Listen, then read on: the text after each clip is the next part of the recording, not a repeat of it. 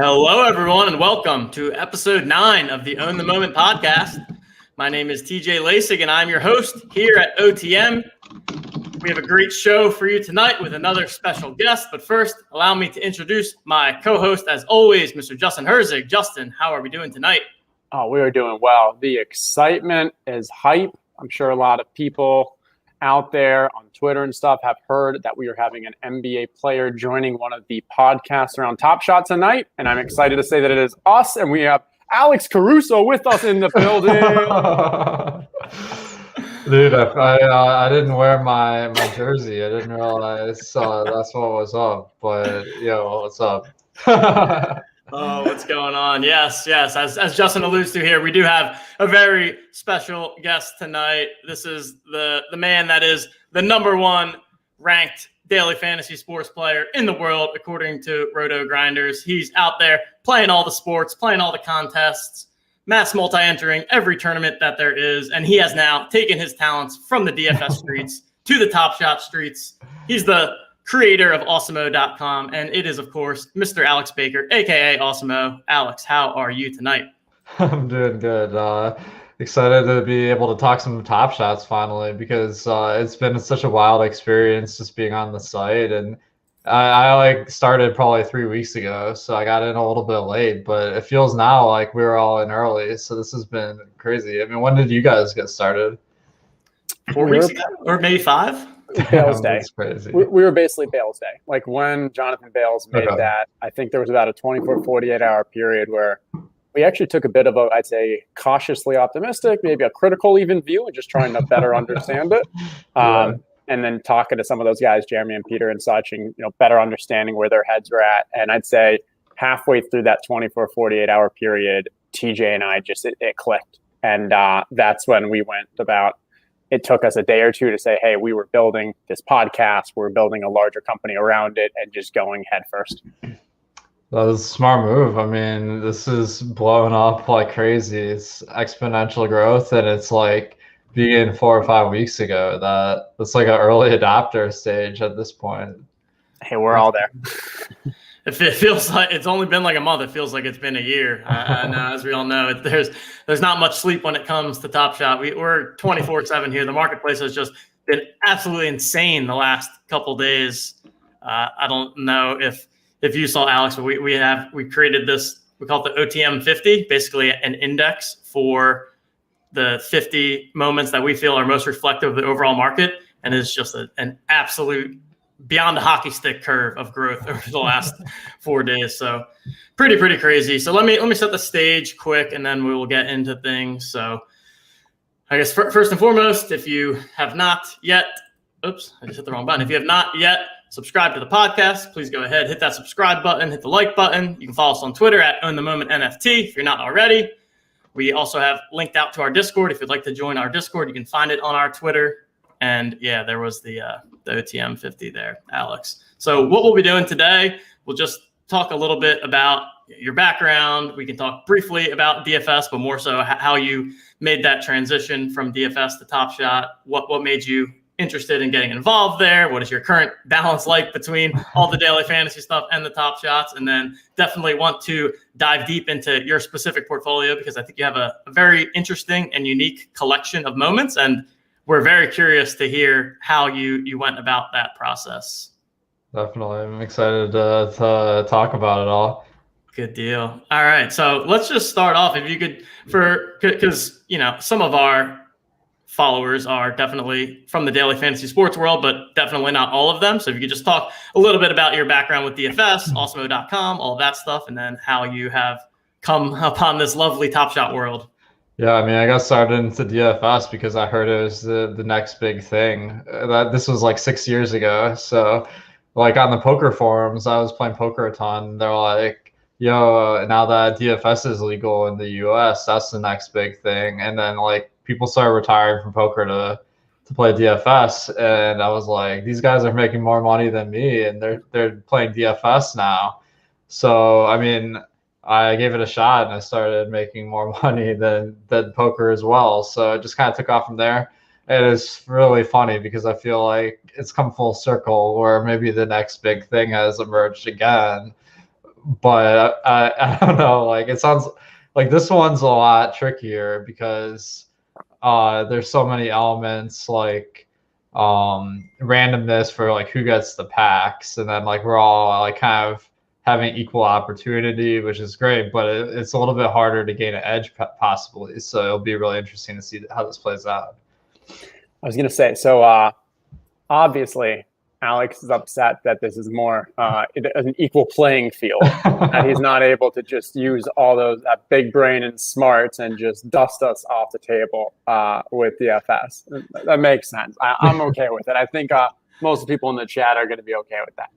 Yeah, I mean, this is getting crazy. I continue to be the, always the dumbest person on this podcast, and it's, it's really hurting my ego, guys. I really we need to get some lower level guests on here in the future. But also, Alex, I heard that there may be a potentially funny story about you and Justin meeting at one point. I do not know the story. Justin just said that I should totally ask if you guys have met. I'll throw this out there. Obviously, Alex had his introduction, blah, blah, blah. But we have met, and we spent a weekend in Charlotte at the Carolina Millions, which was a fantasy draft finals, 12 people competing for $1 million. And I'm giving myself full credit. There were the 3 top-ranked DFS people in basically in the world in that group of 12. You had Alex as one of them, and then 2 of the Chipotle brothers. And I beat all 3 of them. And I beat basically no one else. Well, you got me because I only beat Papa Gates. I was Exactly. 11th. So I mean, that sometimes like that's a little bit of extra swag, just like being right on top of Chipotle, Papa Gates, and me, man. Like that doesn't hurt. And we all got paid out. I think like I even got like 50K or something. So I can imagine you got a nice payday there. Yeah, no, it was not bad, but it was just funny. The 4 of us were basically, we all had actually fairly similar lineups. I think it was like an Alex Smith, Travis Kelce stack with 6 field goals that day. And I don't want to go, but too funny. We were all at the bottom of the leaderboard. Had a great weekend though. It's fun times. And now we're in a much better place at Top Shot. Dude. We went to this Charlotte Hornets game as part of this fantasy draft weekend. And we had this box right next to Michael Jordan's box. And at one point, I'm like standing up like close to the edge, and they're like, "Excuse me, you're in MJ's way." So you could say I caught Michael Jordan's eye that day. And the truth is, it wasn't even Michael Jordan who was asking people to move. He had this lady with him, and he would just give her a little nod. And then legitimately, this happened multiple times, and we had to move out of his view because he's got the part owner. I'm like, maybe you have a better box there, MJ. I don't know. Have a little. That's amazing. Whenever he gets moments on Top Shot, they're gonna be like $1 million. It's gonna be crazy. I think it's gonna be interesting because because he's not a current player, they don't have the rights, so they'd have to actually go through him.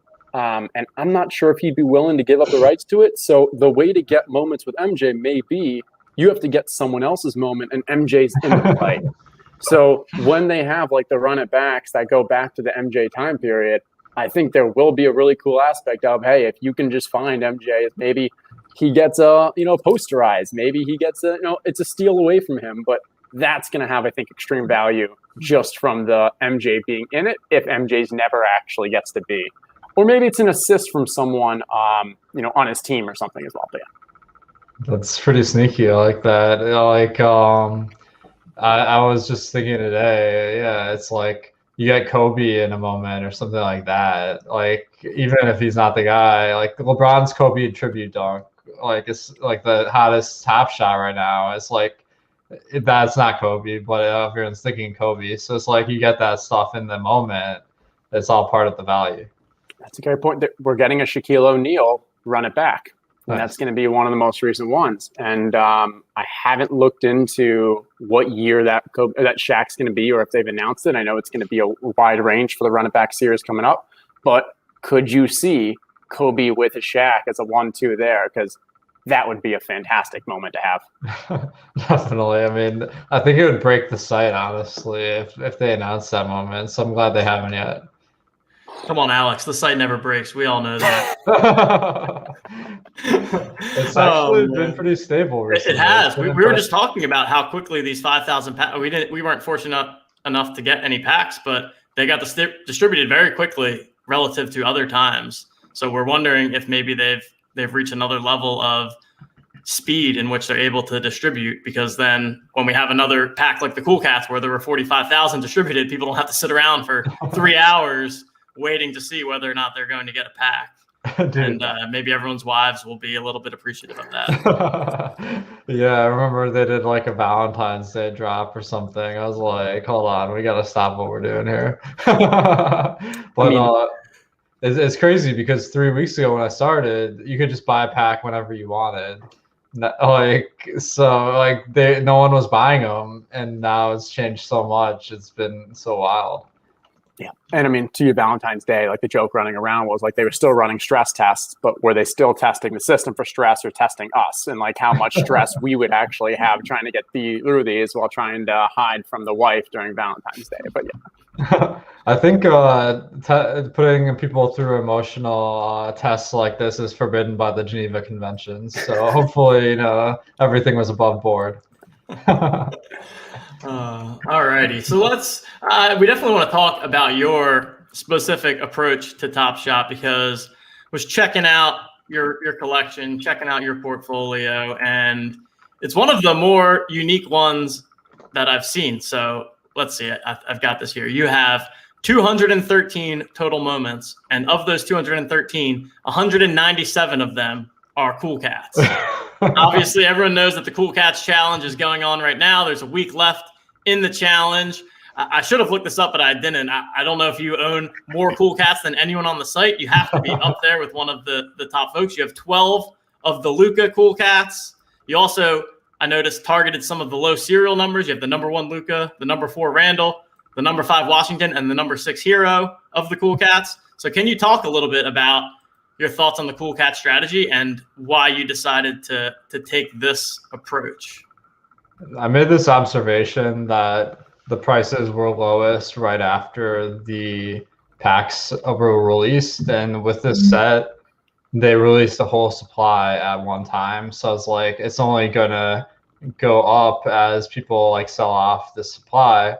So I try to spend all night getting these packs, or like the ones in the marketplace from the Cool Cats too, but like it wasn't working very well. So I woke up like really early the next day, and I had to start working at like 9. So I spent 2 hours before that just hammering by. I was always going for like the second or third lowest price, and they were all like $120 at that time. So I bought like 100 of them at that time.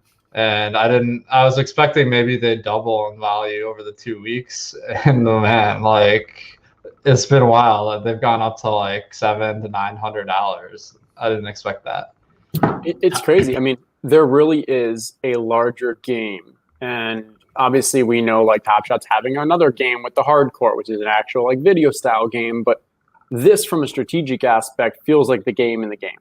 And it has surprised me for these core challenges, even including the gift and the action we've seen there, how much the prices just go against the norm of what the market dictates. And if we expect that, hey, this LaMelo is going to be worth 15, 20,000 each, like there's no way that aligns to anything else that's on the marketplace right now. But that may be okay, because all of these values of the moments are just what we accept them as being valued. And so maybe there's this hidden factor of, hey, if it's a reward from a challenge and people worked hard to get that, people actually had to, make purchases, yearn for, like maybe there's an additional value that people are putting on this that it's not going to align with the other LaMelo rookie out of 4,000. It's going to have some other kind of unique holding value. And that's something that I'm personally trying to wrap my head around, because it just goes against market dynamics, but you've got to accept maybe there's this other like invisible factor. Yeah, definitely. I think people, they don't know, first of all, how much the reward's going to be. I think this one is Anthony Davis, who's one of the more valuable players in the league. I think he's probably top 10, top 20 or something. So there's some intrigue for how much this prize is going to be worth, which has kept people gunning for it. The main thing I was looking at is only 10,000 people can possibly like complete this challenge. So I just look at the numbers, like I was 51,000th in line for this pack. So it's like there's a lot more than 10,000 people that want to do the challenge. So I'm thinking, well, if there's more people that want to do it than there are possible people who can do it, then there's going to be a lot of demand. Yeah. And what about the Luka one? Because obviously that doesn't play into this current challenge, but it seems like that's definitely been a part of your strategy, is to acquire a bunch of these Lukas. I expect that you're planning to sell them at some point during the Master Challenge. Do you have a plan for that? Do you have kind of a strategy? When do you think you might start trying to put them on the market? Yeah, so the reason initially I bought the number one Luka, it wasn't like all that complicated. I saw that the price of Luka was like $5,000. And I was like, you got it for 5x. That's awesome. Yeah, I was like, I'm definitely going to keep one Luka at least so I can get the reward. And I was like, well, then the premium's only 20,000 at that point, which is why I bought a lot of the other low serial numbers, because they were like kind of a low multiplier on top of the base value. So I'm like, I might as well like keep the one that has a nice like serial number. And I feel like I really lucked out on that 25K Luka, because right now it seems like that was priced way too low. No, oh yeah. And so for the others though, when do you think you might consider selling him? Because obviously he's at a great price now. What's he up to right now? Someone can check and tell us. 92.75 for Luka. Holy crap! There you go. Right. Yeah. Are you tempted now? Do you think it continues going up? Are you scared that near the end the price will go down as others with multiple like release them, or what do you think happens? You can actually see how many people have multiple in some of the tools. So not that many people have been like stashing like certain moments. I feel like most people have just been collecting one of each for the most part. So what I'm expecting is people just don't want to hold on to this really expensive moment for the next month to get this reward. They're trying to liquidate their assets to buy stuff that can flip a little bit faster, probably. So I went ahead and snagged a bunch of Lukas because I'm like, this one has a 3,400 count. That's probably the lowest of any of the moments for that challenge.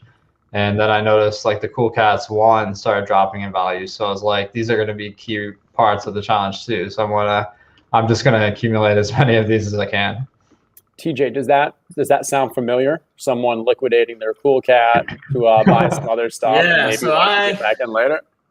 Yeah, so I did a little thing last night, and I don't know if I regret it yet or not. I honestly can't tell. But I had 11 of 11 Cool Cats, and I was up last night, and I saw that Luka was up to 7,500, which was the highest I had seen. I thought it was ridiculous when he was getting to 5,000, and I was like, man, I think this is a good time to sell this Luka and reinvest it elsewhere. So I sold him for 7,400, I think, and then basically instantly went and bought up 10 or 12 of the Series 2 Lukas, because I thought that was a decent play, because right now there's the 15,000 LE of Luka and there's no 7,500. So basically, unless you want to pay for the Cool Cat or the Series 1 Luka, which I think probably has a floor of, I don't know, $5,000 by now, this is the only Luka you could buy. And I thought that maybe I could get a better return on that in the short term, and then have the option to buy a Luka later. I'm gonna write about this at some point just to see how it works out, because I think it's really the question right now, right? It's hard to tell if what you're doing is correct or not, because it's almost impossible to not have your account be going up in value, right? So everyone's going to feel like whatever they're doing is the right thing, but I keep trying to bring up this opportunity cost thing of any time that you're spending money on one moment, then that's money that you could be spending elsewhere. So I think there's elements to having a balance between some of the cheaper volume stuff and some of the higher end stuff. And figuring out how to approach these challenges. So I'm experimenting with this myself, and TBD on what's going to work out. It looks like it's about neutral as of now. I think that's a smart move, because I think you hit on something that's a key factor, which is the cheapest moment of a certain player that's popular, because it's like the entry point, the first thing people are going to buy. So that makes a lot of sense. And I feel like although the Lukas have gone up, the rate they've increased in value for the Cool Cats hasn't been the same as the rest of the market. So it hasn't been like the best buy overall, but to your point, it's like you can't really complain when something is doubled in value. Yeah, and I hear, you hear a lot of people of like, oh my goodness, I sold LaMelo at 2,500 and now he's at 3,000. Like, gosh, what a bad sell.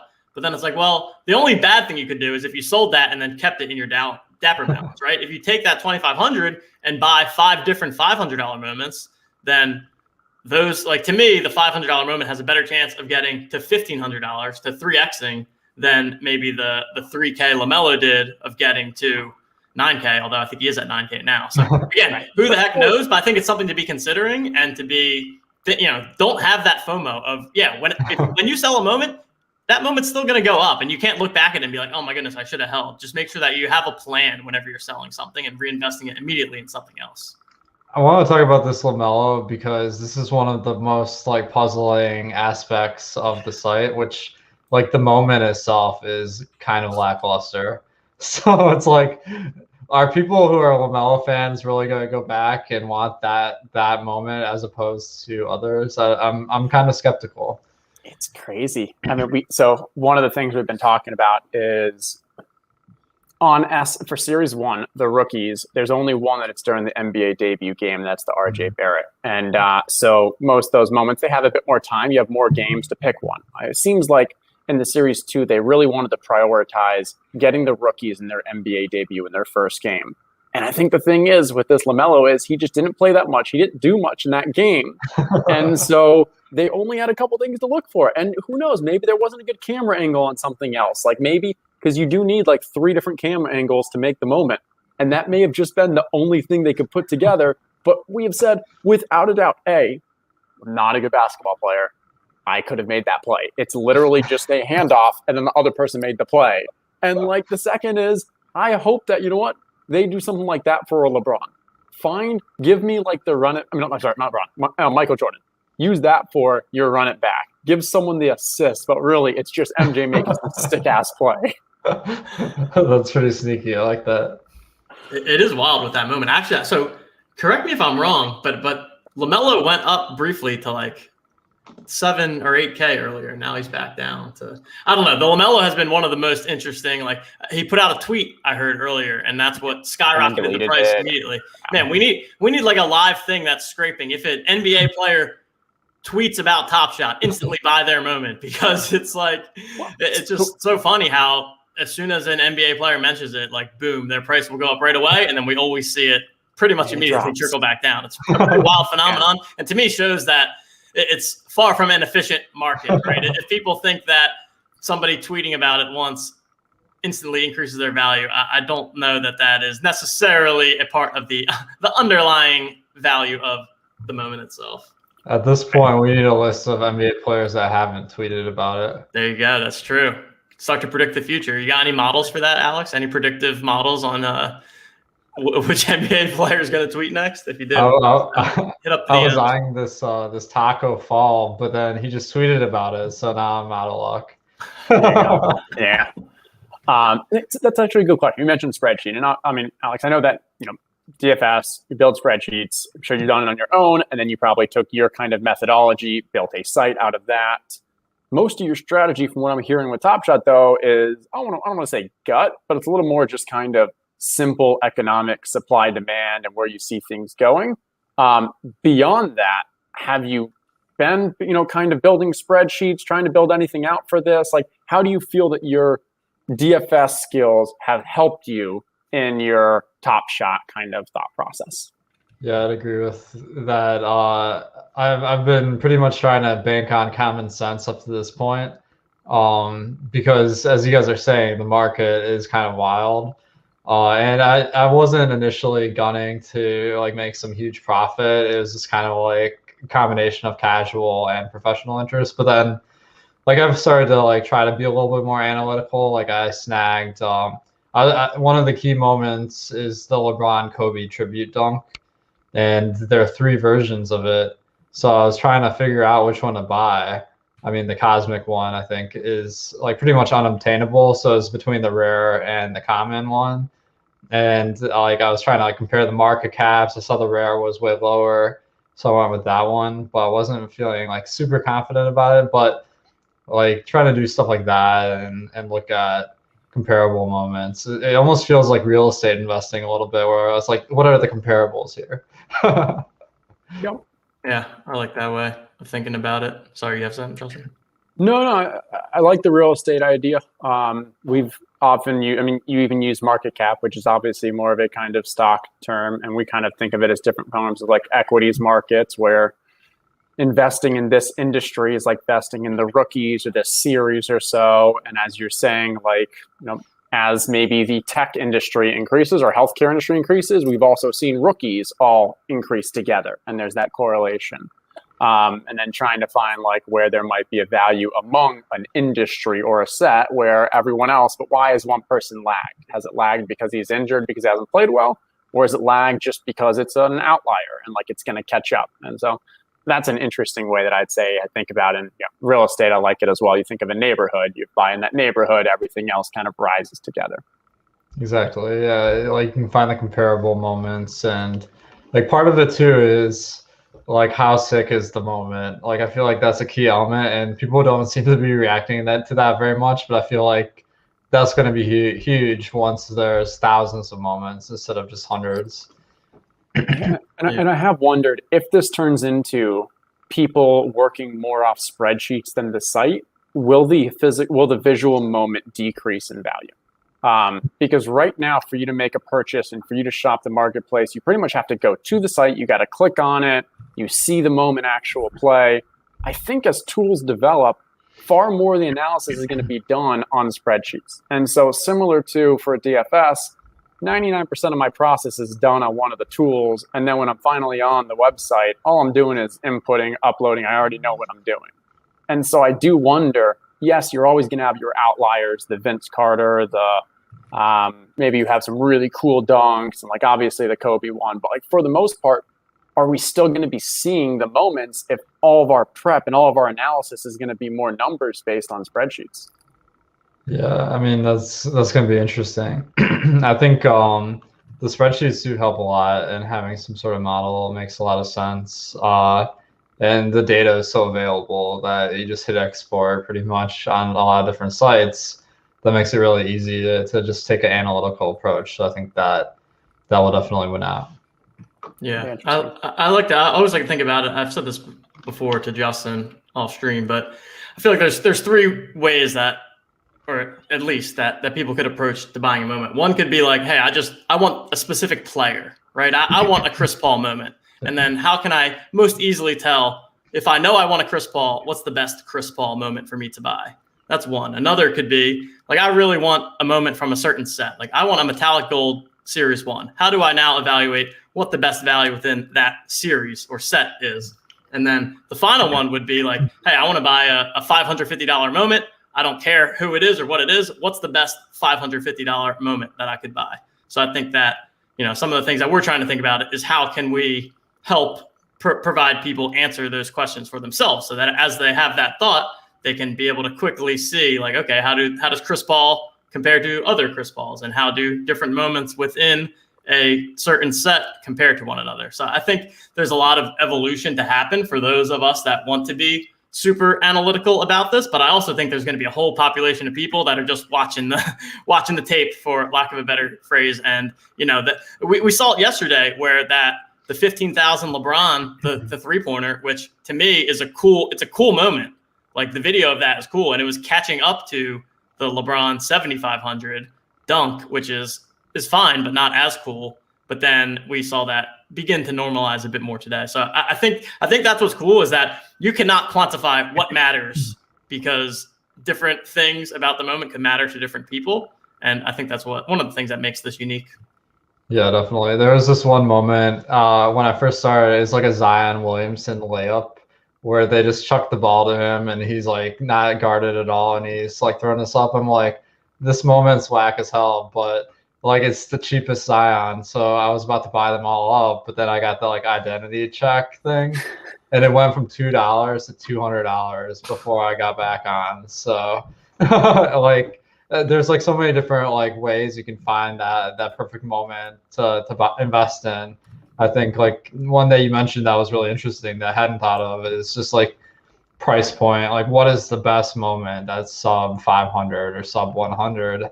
I think that's especially important now because there's nothing to do but buy stuff on the site. You can't buy packs. So like most people are probably going to only deposit like $50, $100. The price of some of these moments is like completely absurd. So like, what are these people going to do? Like, they're probably going to just find the best moment they can or the player they like.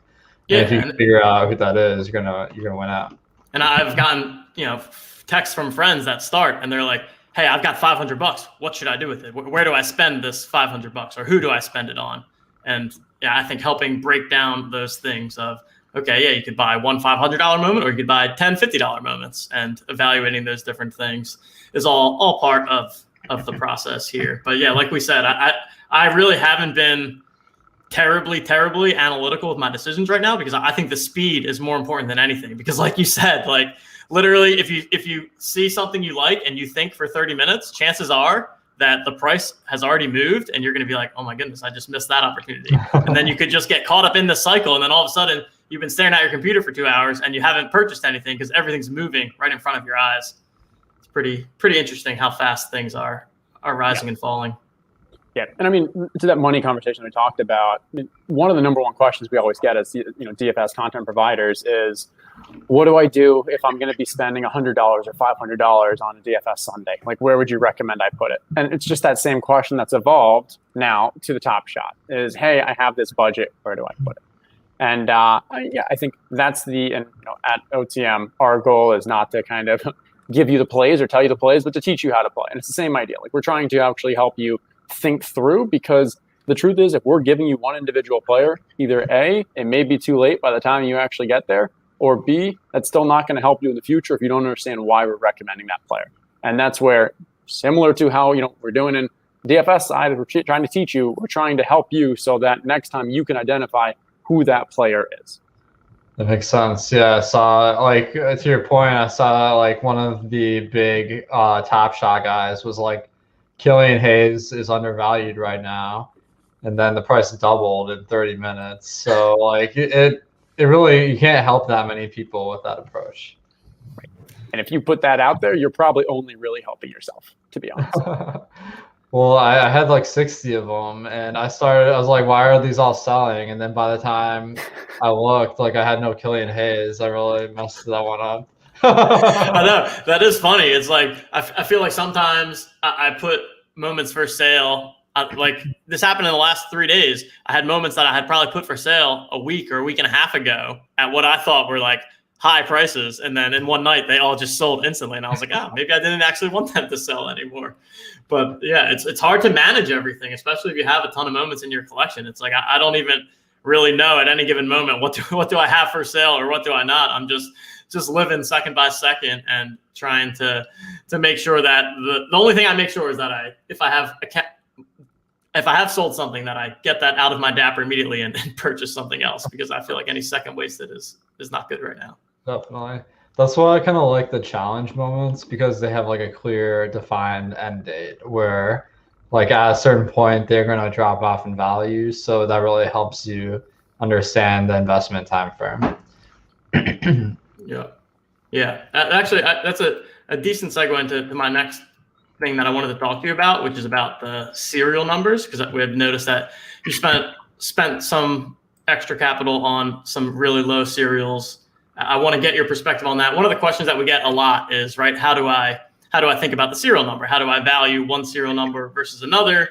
Do I just go with the lowest ask?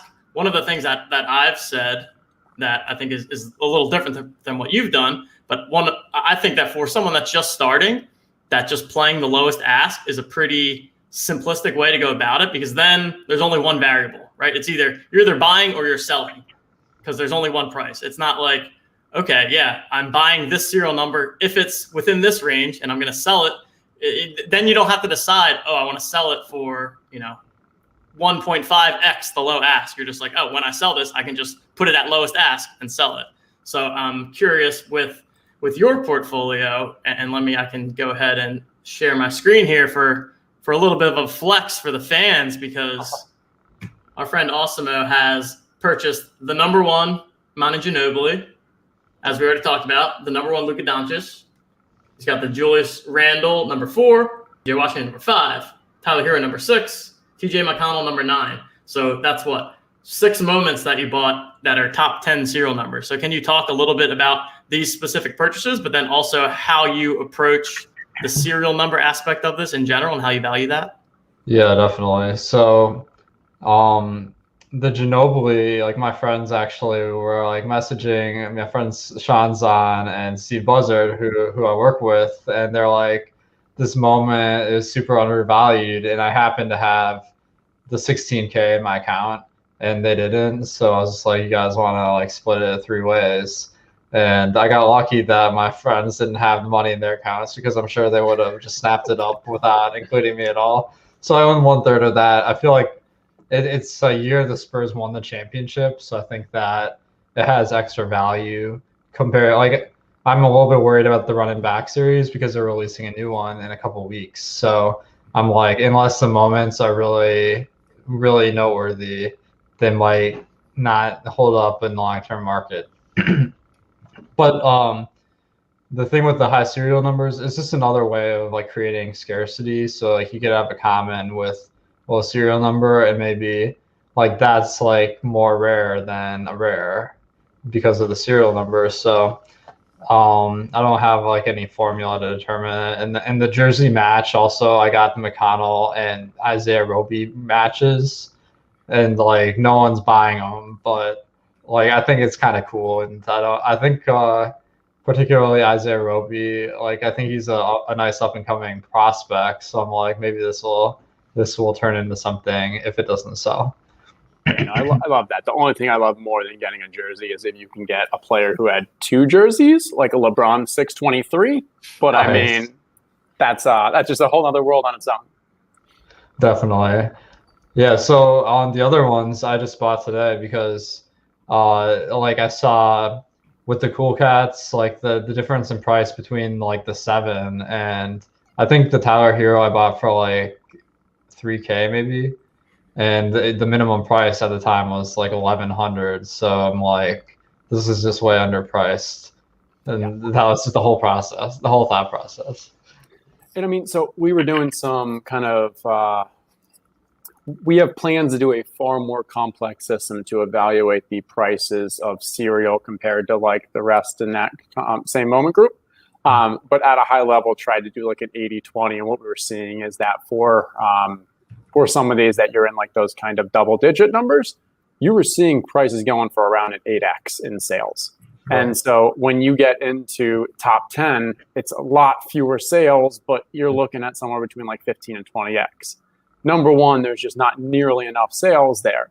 But even if you just use those as a basis, when we saw that you got the Luka for 5x to going right, well, to be fair, it's a little biased because utility value for the challenge, maybe after the challenge that drops 50%, and it drops down to like, let's say, whatever the price is, but let's say it drops 50%, maybe it drops 75%, you're still getting yours for around 10x, worst case 20x for the number 1. So by all accounts, I think that was, we were talking about behind the scenes, just a fantastic purchase from a long-term play. And I guess most people just kind of had a blind spot of, oh, well, I mean, I don't really care about the number because it's, part of the challenge. I just want to get it for the challenge. And I think, yeah, that's probably true for the most part. But when you have an outlier where you're only paying 5x for a number 1, I think, fantastic. Thanks, man. Yeah, I was just lucky because, I mean, liquidity is a huge issue for people right now. It's kind of hard to get 25K into a purchase. So I just had the money in my account. Like, it's part of that early movers advantage where you kind of like accumulate more and more money in your account, so you're able to make these moves. So I'm sure other people saw it and they just like weren't able to pull the trigger, because I don't think you can get 25K on the site, like unless you spend a few days like trying to get it on there. Yeah, I was about to ask, are you a big crypto guy at all? Like, did you have a bunch of crypto prior to this? Because that's really the only way to quickly get large sums of money on the account is if you have crypto, right? I had a Coinbase account like I used for online poker a little bit, but I never like bought crypto to like invest in it. Got it. So it's just like waiting 4 days from the bank transfer to just be able to deposit. Like the fees are a lot lower, so that was my main motivation with it, where you're paying like a few $100 as opposed to like 10% or 5% of your whole purchase in the credit card, which is which is pretty high. Yeah. And with the credit card, your max is about 5K a day. Yeah. So there are people, it's a little interesting where, if you are thinking about selling a moment and the price and you really want to get rid of it, if you put it at something like 4,700, you are significantly less likely to get it sold than if you put it at around 4,500 or like just below, because they have to pay with the credit card. And if that credit card fee takes it over 5K, you're taking a lot of people out of the market who may want to buy it. So if you are in that range, it's not a normal, there's not many situations, but worth considering, hey, if you're trying to get rid of this, price it at that 4,500, because 4,500, 5% of that is 450. Now you're at 4,950. Or no, that's 10%. So maybe you can even get up to 4,700, get close, but make sure you consider that, because it's challenging when you get over 5K to make sure you have that much in crypto, dapper, whatever it is. That's really smart. I never realized there was that barrier at 4,700, but I've seen that on the pricing, so that makes a lot of sense. And there's one slight workaround which I used yesterday, because I bought 2 different LeBrons with credit card that were about 2,700 and 3,000, knowing that if I did them sequentially, I'd go over. So I bought the second one while the first was still processing, and it allowed me to get them both at the same time. And it's pretty happy about that, because those were Captain Loophole. Captain Loophole. Justin always finds a way. Those things that you just mentioned, I had never thought about either of them. That's for sure. Those were LeBron 623 and 236. So I just went stronger with the strategy of the double jersey and just looked for it. Yeah, that's Justin's new thing, Alex, is that he bought 3 different now. What do you have? You have 2 623s and one 236. Yeah. That's awesome. LeBron's number 6 and 23. So Justin is now on a mission to sell to the people how valuable that moment is. So good job. You're doing a good job of it. I think you can talk people into stuff. That's part of the fun, where a lot of it, I bought this Vince Carter moment because this is a really trendy moment on Top Shot, but I only was aware of it because of watching these streams where they're like, oh, this is his last shot. It's a really cool moment. So that hype just worked on me and I got it. So it's all about kind of creating the value, kind of pitching people on it, because the LeBron Kobe dunk too, it doesn't mention Kobe at all. You have to know that. So it's all kind of part of the marketing. Yep. I'm going to give a shout out to producer Coop. We had a show the other week where we all kind of did a pitch of a moment we asked all the followers to, hey, send your greatest pitch. And producer Coop pitched one on Reggie Bullock, which was a Series 1 $21, $18 something Reggie Bullock. But it was a steal of LeBron. And so he got the steal, got the bucket, and that becomes you don't know that unless you actually watch it. And I haven't gone through every one and seen, so I think one's kind of producer Coop shined a light on that. Do you know what Reggie Bullock's price is now? Yeah. I don't know what it is now. 210. 10x. There you go. Hashtag die with Reggie. That's the theme in our Discord now. No one sells Reggie. We all die with Reggie in our digital moment collections at this point now. Because one of the big things is and I'm sure you have similar experience with your world, is it is a tricky situation in how we kind of talk about moments that we are in favor of. Because without a doubt, I manage my portfolio in a way that I think is for the best growth. But then we also, are giving content and giving advice. And so it's obviously a slippery slope to kind of, I don't want to pump this moment as a pump, but I truly do. I'm an advocate. I believe this moment is great. And so I'm maybe not going to talk about I believe it's a value at this point or something, because that just disappears, and work it more into a strategy. And then what ends up happening is I feel a little better about it, because we basically don't sell anything. So if I am pumping something, or really I'm a fan of this, I'm a believer of it, I'm holding it long term. And I think that's where, hey, die with Reggie for producer Coop is he knows that he didn't have much of a plan to pump this, but it inadvertently happened, and now he's just got to die with it.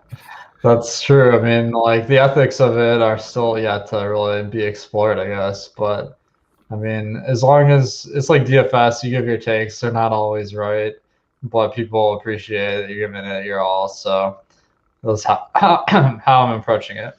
Yeah. And everything's out in the open. Everything's out in the open, right? So everyone can see, if people's portfolios match up with what they're saying, or if somebody hypes someone up and then you look and you're like, wait, a day after hyping it up, they just sold all of that moment. Like that'd be a pretty bad look. So I think that anyone that gets themselves into the public eye it's not going to be worth it for them to do that, because somebody's going to notice it and then it's going to blow up their spot and it's just going to look horrible. So that's also true there. One more thing that I did want to close the loop on this topic that I meant to say a little bit ago, but with regards to the low serial numbers, one thing that we noticed recently was that due to the crazy increase in prices across the board over the last couple of days, is that some of the, not like the jersey number and the number one serial numbers, but some of the lower ones were listed at lower values, likely from people that, a week ago listed it at a value that seemed way above market, never changed it. So for example, we got a Zach LaVine serial number 100 for, I think, $1,000 when the floor price was $888. So there's some opportunities like that out there for people that are willing to grind the listing prices and see that. So that's just one thing I wanted to notice out there, because I think that will probably continue to be the case anytime we see a massive run like we talked about. It's hard to know what moments you have for sale. People just forget, and then all of a sudden you could sell it for way less than you actually the value would have been at the time. Definitely, yeah. If you keep stuff listed, like I've always priced everything to just sell really quick, so that like you don't have to maintain all the pricing on all your stuff, because the pricing doesn't increase linearly. It like jumps up crazy and then like slows down. Like my Killian Hayes, like it was at like 200 for a week, and then there's a tweet and it goes to 400. So like you gotta lay low, kind of see the market move, and then put it on the market, I think. And it's a 24-hour market, so it's not like a stock market. You go to bed and you couldn't really do anything about it. Like there's a whole nother part of the world that is grinding this at nighttime. And so if they start a trend, if movement happens, it's at risk. And I do want to give a shout out to Anthony Amico, was the one who actually initially started kind of discussing that theme of, hey, maybe there is value in these lower mints because people put them up and just didn't change it. And that kind of inspired us to really dive deeper into it and make a couple purchases yesterday that we felt pretty bullish on, when coming from people who, as TJ said, usually we're going to give me the lowest in so I can get lowest out. But if I'm getting a place that, hey, I see that it's only 1.5 to 2x more than the min price in a spot that normally these are selling for, as I said, we've seen up to 8x for those double digits. That's just a value that's too good to pass up. Definitely, yeah. I think it's been interesting to see these moments. Like the prices stay the same, like on the listing, but then the perception of it is all different. So, like it's hard to like fire on, because there's like so many different stuff like you want to buy. You got to pick just a few things, but it's a lot of fun. Yeah. Shout out to Bachman from the team, one of our data analysts, who came like $200 short of acquiring a whole bunch, trying to put all of his Dapper funds together to make a purchase yesterday. It was already over the credit card, couldn't get it done, and then just kind of gave up. Like, it's hard to, in a bull market where you're not trying to liquidate and stuff and like trying to get funds to continue to make purchases, you're already maxed out at whatever. Like there's challenges. Yeah, I like what you said about the group buy too. It's something that Justin and I and a couple others have done. It's something that we encourage. I think that's a great way to get involved with other people, right? Go in with your friends and buy a more expensive moment. And it's just like fun. You get in a group text with your friends and you're texting them like, oh my goodness, LeBron's up $400. Like, I think that's one of the cool aspects of this community is, unlike DFS, like daily fantasy sports, right? We're all competing against each other. Only one person can win the GPP. Whereas this is kind of more of a team game, more of a community game. And there aren't those collusion kind of, ethic lines like there are in daily fantasy. So I really like the idea of people being able to pull together some scratch because it's expensive to enter the market right now. So if you don't have at least $1,000, it's really hard to get anything going. So one way to do that is by getting a group of people together until you all get comfortable And then usually once people are on for like 2 hours, they're like, oh wait, I just want to deposit more money. This is amazing. That's what I've seen at least. I don't get who these people like who are dropping like 10 G's on cards are, because like you're saying, it's like that's not a normal thing to do. Like, how are there this many people that are willing to spend like $9,500 on Luka Doncic? This is crazy. It's crazy. The LeBron Kobe dunk common is like super liquid right now at the high 20Ks. Yeah. It's like several people that are just by the hour spent. It's crazy. I agree. Like where are these people? But there's a lot of them. And I also think it's something Justin and I have talked about is that I think there's still some big money that has yet to enter this ecosystem, whether it's people from the poker world or sports betting world, other DFS folks. Like there's definitely some big time players that have probably heard about Top Shot, but maybe haven't gotten involved yet. And when those types of people do, they're going to come in a big way. And all it takes is a group of 5 or 6 whales to really shift things. And we saw the last couple of days a lot of the big higher stakes movement. Well, look what happened with CryptoPunks yesterday. You had one person come on in and just started out buying the entire floor, bought 20 CryptoPunks in 20 minutes and raised that floor, I think like around 5,000, and then didn't stop. Didn't say, hey, I'm stopping at the floor. I'm just going to keep going. And we just saw insanely high, just continued purchases. And what happens to those? I don't know. But could vary, I think it's very much in the world of you see a big time investor comes in and says, hey, I am going to just buy out this player, buy out this set. I want to get an entire Cosmic series, an entire Hollow series. And that will have major moves because not only are you decreasing the supply by that increase in demand, but now everyone else starts reacting and says, oh, who's this sharp money or whale coming in? And how do I kind of get ahead of this game or start, maybe fast following? Yeah, I mean, that's one of the crazy elements is you can see exactly what everyone's doing. So if you don't have to be the smartest person, you just have to like know who that is and tail them basically. Wait, we have an update from producer Coop. The LeBron is at 40K now. It's not even at 38.8, Coop. I just it's at 40. So this is the common Kobe. This is the common Kobe. Yes, this is the common Kobe out of 1,000. So producer Coop did an episode. His episode 1, he was debating whether or not to buy this LeBron Kobe dunk. I think it was around like 7,500, and he was torn on it. Eventually, him and I got together and went in on one together. We bought it at 5,700, and now it's at 40. Oh boy, that's awesome, man. Oh, shit. That's insane. Here's crazy because it is the same price as the Throwdown, which is the same dunk, right? I'm trying to quickly go through this. Now, it hasn't sold at 40 yet, right? So it's become completely illiquid at this price now, but still, one sold for 30. Someone just messed up and listed this comment at 34.9K. In case anyone has that much in their account, like go and buy that because like people are buying it for 40 apparently. This guy FZK just bought 5 of the LeBrons.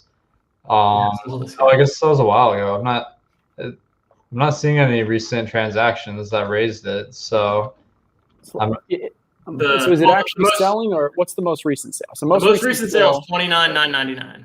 Okay. And so that 40 was lowest ask person increased their lowest ask from 30 something to 40. Basically, people are like, I don't want to sell this unless someone's going to really, really pay me. I'm curious to see when the pendulum swings back the other way. This is also by far the least for sale of this moment. I've been tracking this one closely. I've never seen this few for sale. There's only 19. Several for sale for 7,500, and now there's just. So if you go to the rare Throwdown, same dunk, but it's at a 275 instead of 1,000. Mm-hmm. The most recent sale was a 40K one, but a decent. I guess they're all decent serials at that price. You've got a 33K and a 40K today, and that's what it's going for. So you're still seeing about a 33% premium in sales of the Throwdown versus the common. Mm-hmm.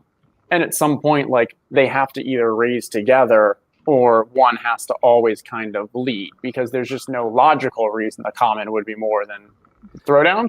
But it makes sense if you Throwdown earlier. So Throwdown earlier today. Yeah, I bought this one because I had the same thing. I was looking at these listings and I'm like, I was kind of confused because they were like around the same price. So then I started looking. This is where the real estate thing came in, and I was looking at all the sales over the last 2 weeks. I found that the throwdown went for about 1.5x the common, and the ratio was less than that. So I was like, I need to deposit all the money and get this. So hopefully it pays off. But I feel like this particular one has three. There's this legendary one too, and like I have no idea how those all like compare as far as how are people interested. Maybe people would want the original common one. I don't even know. I think the cosmic of that, none are on sale, right, Justin? Is that correct still? Or are they on sale now that the cap is raised to 250? There was a point in time where nobody was willing to sell that one. Correct. So there are two LeBron moments that are not on sale. It is the Cosmic out of 49, and it is the Hollow out of, I believe, 32, because that was a challenge reward. I do think so. Peter Jennings and that larger group made a purchase today of 208,000 for, I believe that was the Cosmic. I hadn't seen that on the marketplace, so I'm assuming it was either off market or they put it on and they made the purchase. I'm not quite sure. But that shows that the base now for a Cosmic, and we were expecting that the base was actually above 250 or 250, because otherwise people would be selling it. But because no one's willing to get rid of it for 250, you got to expect. So obviously this group feels that 208,000 is a value for that. It's just interesting because that's kind of dictating what this top is. And the top kind of says, hey, there are these moments that the cheapest one of any of the entire set is right now 208,000, and they wouldn't sell that for 250. I would think. That's crazy. No, I mean, you see cards selling for $1 million plus, so it's not like unheard of. I saw Vegas Dave buy like a trout or I think he sold a trout for $5 million. I can't remember if he bought or sold it, but he sold it. Yeah. So it's not crazy to believe that like this LeBron Kobe tribute could be worth the 7 figures someday. Yeah. I mean, what about Platinum Ice? Are you familiar with this? Have you thought about this at all? Is this something that you're interested in getting involved in? Well, is this the one that Top Shot's going to auction instead of dropping? Most likely. So a little background here. It looks like for a wide range of moments. It's not just the elite superstars. There's some guys that are just kind of like NBA guys. And they're above legendary. There's now going to be Platinum Ice, and it looks like there's going to be 3 minted. Occasionally there might even be 1. We haven't seen those yet, but right now it's going to be 3 minted of each moment. And they have not said with any level of officiality how they're going to distribute them. Auction has been discussed. There's also been discussed maybe forms of promo or something. It will not come in a pack. There's going to be some new way of distributing it. If it is auction, is this something you'd be interested in? And if so, do you think you'd try to go with a group yourself and go for a higher end? Do you think you'd maybe see if there's a value of a lower player that you'd in? Like, how would you think about that? That's tough because I feel like once they stop releasing it in the same way as all the other moments, to me that almost doesn't feel like the same product. I don't know. So I mean, it sounds like something that could be very valuable, but I wouldn't find that fun to just like buy like in an auction, like some moment or something. Like I don't know, I'm a little resistant to the idea. How do you guys feel about that? Yeah, and isn't like Cam Reddish one of them? One of the Platinum Ices? Like, there's a wide range. So like who's going to auction for? I don't know that I don't get. Like if it was like a LeBron, then it's like okay, I like that though. But to me, the auction, I don't know. I think to me, the auction should be an opportunity, not for everyone to necessarily participate in, but more for like the hype of the industry of like, okay, we're going to auction off this LeBron and watch like all the whales go at it to see who gets it. And like, that would be cool and create some buzz. And people are like, okay, you know, I'm interested in who gets this LeBron. I'm not going to be interested in who gets a Cam Reddish in the auction, nor am I going to be interested in auctioning for it. So I like the auction as like a hype builder for the industry, but like Alex said, I think it's away from the core of the product, the core of the enjoyment of the marketplace. But I could be wrong. That's just my gut reaction to it. Let me push on that. So we're in an auction league actually together for fantasy football, right, TJ? Yeah. When the first player goes out, what kind of happens? No one's really sure what's going to go on. And like you kind of wait maybe a little while to get a feel for how people are valuing what it is. Now consider there's no salary cap for this auction. It's more like a Calcutta. No one really knows what that value is. I don't think you just throw out and you say, hey, we're going to start with the LeBron and see what it goes for. True. Let's start off with that random player. And now you can get a bit of a baseline and say, okay, he has a cosmic that's going for 15,000 is the cheapest. The jersey's going for 50,000. And the platinum went for the same as the jersey, or it went for 2x the jersey. I think when you're talking such high potential money for these larger ones, it's not a bad idea to kind of create a larger set around them, allow people to feel their way in with these smaller prices, and then you go in for those big ones. Because agreed, without a doubt, it's from a marketing, it's from a pizzazz, a hype component. And let's it could be like the live. It could be like the live final of Top Shot, right? Like most people aren't trying to be in the live final, but it still kind of brings some hype to the industry itself, and everyone watches as a spectator of like, okay, is Awesemo going to win the live final, or are Awesemo, Justin Herzig, Papa Gates, and Chipotle going to come all in dead last? Maybe. Exactly. Yeah.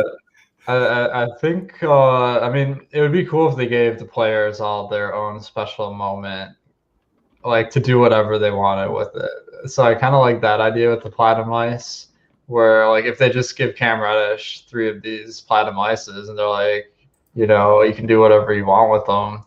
Like that sounds like it'd be like really interesting because it's like, I don't know, I find that intriguing. The action's a little bit. It seems more like a cash grab or something, but I mean, like this trading card industry, like they do all sorts of stuff to like create scarcity to varying degrees. Like FanDuel did a card break, and I got this Kenny Galladay 1 of 1 card from Panini, and I'm like, 1 of 1. This has got to be worth a fortune because 1 of 1,000 on Top Shot can be worth like 20K. But then someone told me it's like worth $200. So I don't know. Just because like there's only a couple of stuff doesn't mean it's necessarily that. It's almost like if it's too scarce, there's not enough. No one cares. Like if there's only one, it's like, well, that's not worth it. But if there's like a somewhat attainable amount, then it's going to be interesting. If nothing else, it'll be a different wrinkle. It'll be something to talk about. It'll create some buzz. Right. And if you told me that they were going to do these auctions and they were going to go towards one of the NBA's charity partners, that would be amazing. Because now you're creating the hype, you're creating a value around it for whoever wants to buy it. The money can maybe even be a tax write-off, so you're getting the increased kind of funds there. I think it honestly becomes a social clout play to be the one who won it, who's making those acts of donations as well, and then you get the aspect of owning it maybe. I think that's interesting. But I believe they'll end up going for more than what the market would value it at, if that makes sense, even though obviously if someone's buying it, then the market values it at that. But just because I think there's an additional level of whoever wins it gets that brand aspect, gets that cloud aspect. Maybe they use it for a casino, a company, something like that. Yeah, that makes a lot of sense because, I mean, like, I don't know if this is what Bales intended, but when he bought that 35K John Morant, like that really made moves, and like that was a huge moment for him and the industry, and that's what got all of us interested. So I mean, that kind of big move really does have a big effect. Yeah. Hey TJ, you'll like this. Imagine you walk into Caesars in Vegas, you walk into the sportsbook, and right there, dead center, your moment, it's a cube, and you've got the LeBron 1 out of 1 platinumized cube just going around the cube. I want a cube of my moments. I can sit just on my desk so I can just watch my moments in a physical cube. I think that would be really cool. I do think there is some element of like bringing this stuff physical to make it more tangible for people that are like, I don't get it, give us something that people can hang it on their wall and play videos on loop. Like, I feel like people would do that in their bachelor pads, their man caves, in their office. Like, I think somebody's going to execute on that idea eventually. I don't know the logistics of it, but I think there's something there. Well, let me ask you guys a question here. If we own these moments, can we like play them on videos and stuff? Like, could that be the opening to your video? Is just like some really sick NBA Top Shot moments? I think you own a copy of it. You don't own the rights to it. So if you were to put it like in a movie, I think you'd still probably need permission. You obviously can't license it. In general, I'm going to say no. But yeah, it seems good in theory. I like the idea. I mean, I like the idea, like maybe one of those digital picture frames where you like just have your moments and stuff. That'd be pretty cool. Yeah. Alrighty. I mean, I think we've pretty much covered everything. Is there anything else, Justin, that you wanted to make sure we touch on? Also, I think we should open a pack because nice. I think I saw yesterday that you have some packs in there, Justin. I got a couple of those commons. I think that would be fun to do. Alex, do you have any packs? Or I know you're fairly new, so you're not like the guys who are like, oh yeah, I got this legendary, I got the deck the halls. I'm just, Sold on them. No, I don't have that kind of self-control. I got a pack on the last stress test, and I opened it immediately. I think I got the number 10,000, like Christian Wood. It was a great day. Hey, that's not bad at all, especially well, yeah. I have one on my end as well, so I don't know if we want to do one each, Justin, or just do one. What do you think's better? I'll do one. Hold yours. Yeah. We'll go. Okay. Yeah. Practice we got another show in 2 nights. We can do yours. Sounds good. All right, let's have Justin open up a pack, and then we will close out the show from there. As Justin alluded to, we are going to be doing just Justin and I, more of an in-depth strategy show on Wednesday. We feel like there's been a lot of movement in the marketplace and a lot of kind of updates to how we're approaching this, and we feel like it's been a while since the two of us have just sat down and done a pretty matter-of-fact strategy-based podcast. So that will be Wednesday night at 8:30. And then also on Sunday, we will have Producer Coop After Dark, and he will be having data analyst Neil on the show with him, who is our challenge guru. And they're going to be breaking down all of the last minute things that you need to know for the Cool Cats Challenge before that expires on Monday. So just a heads up on what is coming this week at OTM. All right, Justin, let's open this pack. All right. Sound should be good. Let's see. See how much time it takes. So what are we working with here? Do we remember what the EV is? I mean, whatever it was at the time, it's a ton more now. Because there's a potential for some rookies and stuff in here, right? So this is not the number 9. That was the one with the crazy rookies. This is Series 2, release 16.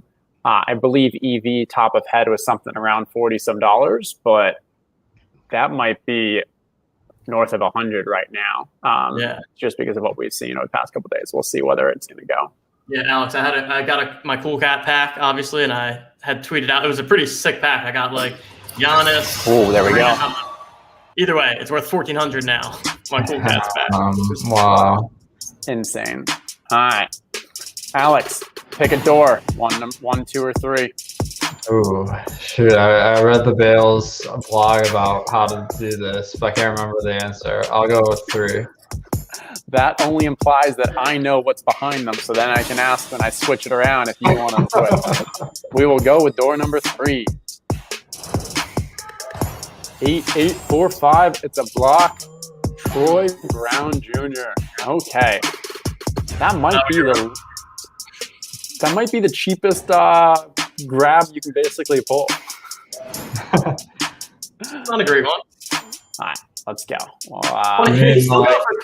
For $29, dude. I mean, Troy Brown occasionally gets. Troy Brown is going for minimum price $29 right now. This is ridiculous. Yeah. Troy Brown occasionally gets rotational minutes, so he's at least 29.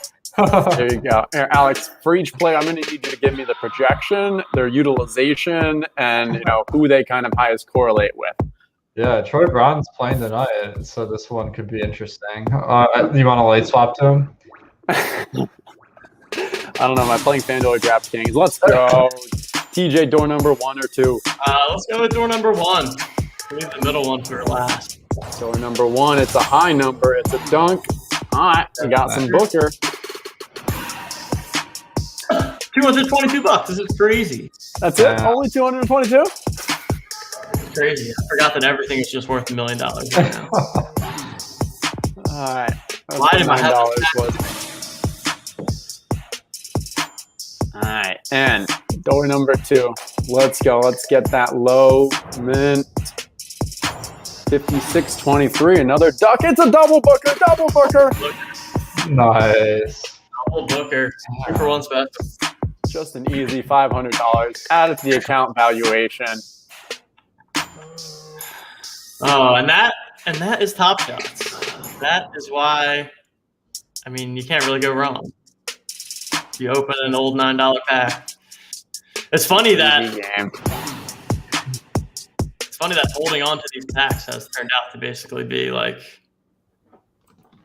profitable because now you get to open it and it's just. I guess obviously you always would have had them, but then you might have sold them. Yeah, right. You might have done something different with them, but right. Cool. Well, yeah. Any final words, Alex? It was really nice having you on the show here. I thought you had a lot of good insights for the people. It was fun chatting with you. Anything you'd like to say to the folks before we close off the show? Yeah, guys, it was great chatting with you. I'm a little jealous of this pack you just opened. Like, man, don't spend it all in one place. I'll be refreshing the marketplace to see if any of these bookers come on here. Yeah, it was a lot of fun. I think you guys have a really good thing going on here, and excited to see everywhere this industry is going because it seems like the future is pretty bright here. Yeah, absolutely. We're super excited. We feel like things have taken off the last couple of days, but still very early here. Still a lot of mainstream attention to come. Still a lot more people that are on the sidelines that are hopefully going to be getting involved here over the next couple of days, couple of weeks. So we're curious to enjoy this ride. But yeah, it was really nice chatting with you. Appreciate you taking the time, coming on the show. Thanks to everyone for listening, whether you were with us in the chat or listening on the podcast feed. Well, like I said, we'll be back on Wednesday with Justin and I. We have Producer Coop After Dark coming up on Sunday. Justin has final words. I need to say one thing. If anybody out there has any Alex Caruso moments that you just don't know what to do with, Alex, what is your screen name? Where should they send the moments of your face? Dude, those things are worth a ton of money. Don't send them to me, but my handle is Awesemo. You know what? That was on my list to ask you how you do not own a single Alex Caruso moment. It slipped my mind. But yeah, no Alex Caruso? Oh, yeah. You can't afford to hold on to something that you don't want now. I was like, these are definitely going to go down in price eventually, so I sold them. And I'm like, I'll just buy them later once they go down. Alex Caruso pump, you've heard it here. All right. If I haven't, I'm going to go through my account. I may have to ship you one over, Alex. You can't get a Caruso for less than $500. So what? But, yeah, that's why he said don't send them to him. Yeah. There's no Series 2 Caruso. Maybe the next set. Yeah. Or the next release. Cool. All right, guys. Well, thanks everyone again for the show. I will go ahead and do the closeout now. So for Justin Herzig, as always, for Producer Coop behind the scenes, and for our very special guest, Mr. Alex Baker, a.k.a. Awesemo, I am TJ Lasig. This was the Own the Moment podcast, and we will catch you guys next time.